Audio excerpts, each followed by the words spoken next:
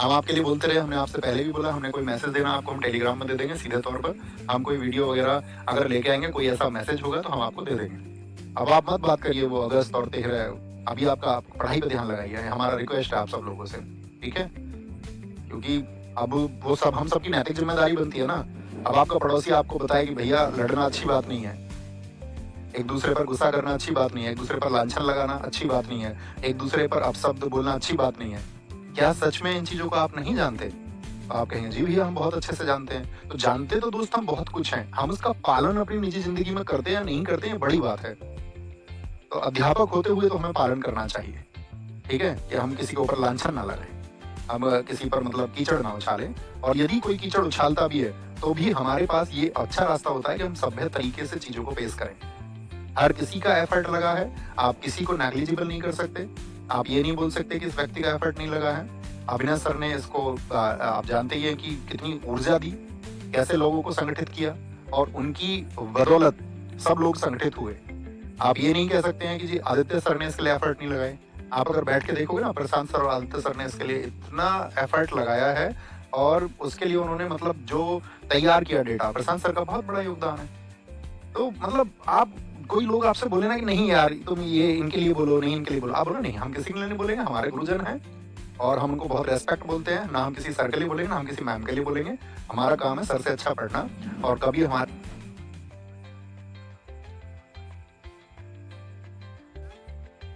अधिकारों की लड़ाई के लिए कोई आगे जाता है तो हम उसको पावर देंगे, शक्ति देंगे। वो देनी भी चाहिए, क्योंकि आपसी डिस्प्यूट से बात नहीं बन सकती है दोस्त।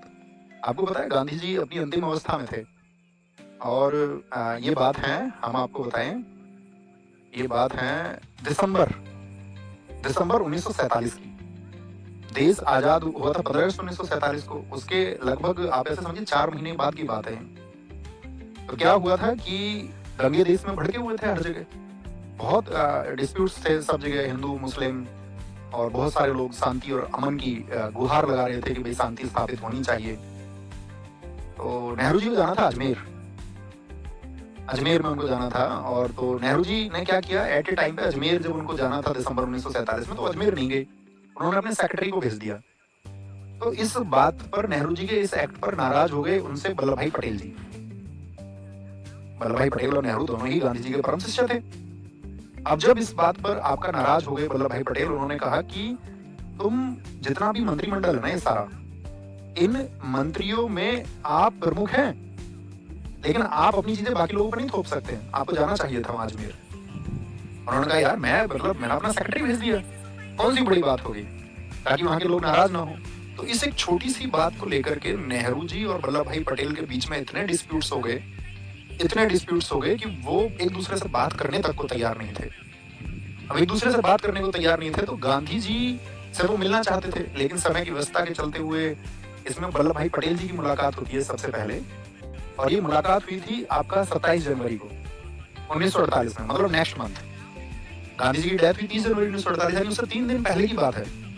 तो उससे 3 दिन पहले की बात में तो उन्होंने क्या कहा पटेल जी से कि भाई तुम आपसी जो मन मुटाव है उसको मत रखो, और आपसी मन मुटाव अगर तुम रखोगे तो देश के लिए अच्छा नहीं है। और मैं चाहता हूं कि कल तुम लोग मुझे मिलो, दोनों लोग, मतलब पटेल जी को और नेहरू जी दोनों को बुलाया गांधी जी ने। लेकिन क्या हुआ कि फिर वो, मतलब आप ऐसे समझिए कि परिस्थिति वैसी नहीं रही, और वो मुलाकात नहीं हो पाई, और 3 दिन बाद ही गांधी जी की हत्या कर दी जाती है।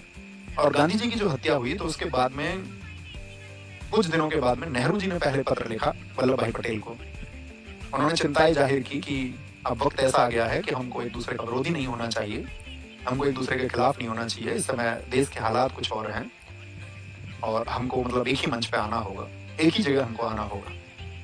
तो पटेल जी ने भी इतना ही सकारात्मक उत्तर लिखा नेहरू जी को कि हाँ आप ठीक कह रहे हैं, हमको एक दिशा में आगे बढ़ना होगा। मतलब उन्होंने अपने मन मुटाव बुलाया, यानी कि ये किसकी वजह से हो पाया, उन दोनों ने उसके लिए मन बनाया। और एक घटना इतनी बड़ी रही जिसको, जो हृदय विदारक घटना थी, गांधी जी की डेथ। तो कहने का मतलब क्या है, हम इतनी घटना आपको क्यों बता रहे हैं, और ये जीवन का एक शिक्षा हम आपको दे रहे हैं, एक सार हम आपको दे रहे हैं कि कभी कभी कोई और हित महत्वपूर्ण होता है आपसी मनमुटाव से कहीं ज्यादा।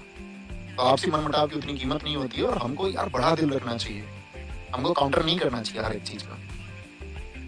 आप इतने, शायद बहुत सारे साथी हमसे वर्षों से पढ़ रहे होंगे, हमने कभी जरूरत पड़ी ऐसे बात रखने की, तो हालांकि हमने सिर्फ 2 ही बार अपने 6 वर्ष में बात रखी है, और बड़े सकारात्मक रवैये से रखी है। तर्कों के साथ में रखिए। हर एक बात का रिप्लाई जरूरी नहीं है, एक दूसरे को नीचा दिखाना बिल्कुल जरूरी नहीं है, और कम से कम अध्यापकों को तो इस मानसिकता से ऊपर आना होगा। समझ पाए मेरी बात को? थम्स अप करके बताइए क्या मैं समझाना चाह रहा हूँ। अपनी निजी जिंदगी में भी एप्लीकेबल होता है, और अगर आप चीजों को अपनी निजी जिंदगी में नहीं अपना पाओगे तो कोई अर्थ नहीं है। अपनाना ही चाहिए। ये सभी रेस्पेक्टेड लोग हैं, सभी आदरणीय लोग हैं, और क्यों होता है ऐसा, तो हम तो यही उम्मीद कर सकते नहीं होना चाहिए। जैसे हमने आपको बताया ना, पता सबको होता है, बात सिर्फ अप्लाई करने के लिए। ओके।